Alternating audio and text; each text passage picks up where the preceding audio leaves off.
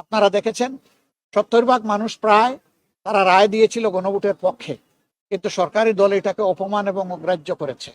আমরা কথা দিয়েছি এই কর্মসূচি আমরা বাদ দেব না, পরিত্যক্ত ঘোষণা করব না। সংসদের ভিতরেও লড়াই চালিয়ে যাব, সংসদের বাইরেও লড়াই চালিয়ে যাব। আমরা গভীর আস্থাশীল গণভোটের রায় এই বাংলার জমিনে একদিন ইনশাআল্লাহ বাস্তবায়ন হবে।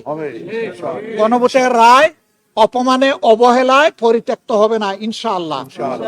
এরপরে আপনারা দেখেছেন এই রাষ্ট্রের রূপান্তর চায় জনগণ, বিশেষ করে আমাদের যুব সমাজ চায়, কিন্তু সেখানে রূপান্তরের জন্য যেই সমস্ত অর্ডিন্যান্স অন্তর্বর্তীকালীন সরকার জারি করেছিল, যেগুলা রূপান্তরের জন্য প্রয়োজন, বর্তমান সরকারি দল সবগুলা বাদ দিয়ে দিয়েছে। এগুলা তারা আলোচনার টেবিলেই আনে নাই। আমরা লড়াই করেছি, আমাদেরকে আলোচনার সুযোগ না দেওয়ার কারণে আমরা সংসদ থেকে বয়কট ওয়াকআউট করে আমরা বের হয়ে এসেছি। কিন্তু আমরা সংসদ ছেড়ে দেইনি কারোর জন্য, কারণ জনগণ আমাদেরকে রাগ করে বাইরে বসার জন্য ওখানে পাঠায়নি।